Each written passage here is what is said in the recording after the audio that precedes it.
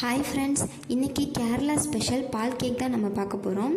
இந்த பால் கேக்கை பொதுவாக மைதா மாவு வச்சு தான் செய்வாங்க. நான் இன்றைக்கி கோதுமை மாவு மட்டுமே யூஸ் பண்ணியிருக்கேன்.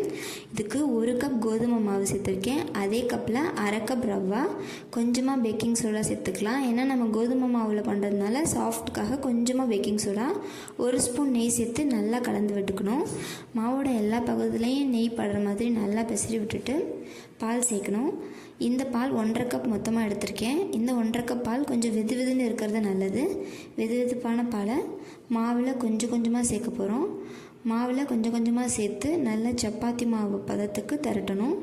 சப்பாத்தி மாவு அளவுக்கு சாஃப்டானதும் இதை ஒரு மூடி போட்டு ஒரு 15 நிமிஷம் அப்படியே ஊற வச்சிடணும்.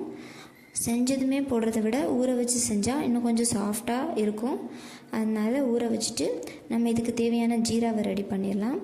ஜீரா செய்கிறதுக்கு ஒரு 1.5 கப் சுகர் சேர்த்துட்டு அதுலேயே 1.5 கப் தண்ணி சேர்த்து கொதிக்க விடணும். கொதித்ததும் நம்ம ஏலக்காய், குங்குமப்பூ சேர்த்து ஒரு 15 நிமிஷம் கொதிக்க விடும்போது நமக்கு கரெக்டான ஸ்டிக்கி கன்சிஸ்டன்சியில் கிடச்சிரும்.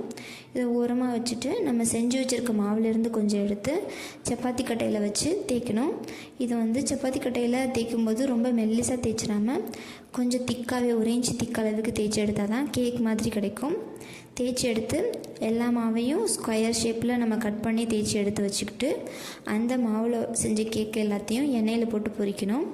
எண்ணெயை வேகமாக வச்சு பொரிக்காமல் மீடியம் ஃப்ளேம்லேயே வச்சு பொரிக்கணும். அப்போ தான் உள்ளேலாம் மாவு வெந்து நல்லா சாஃப்டாக கிடைக்கும்.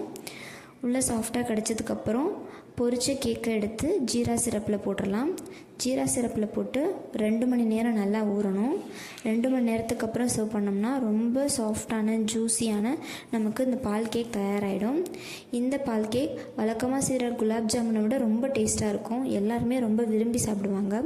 இதில் நம்ம மைதா யூஸ் பண்ணாமல் கோதுமையிலே செஞ்சுருக்கிறதுனால ரொம்ப ஹெல்தி கூட. குழந்தைங்களுக்கு, பெரியவங்களுக்கு எல்லாருக்குமே கொடுக்கலாம்.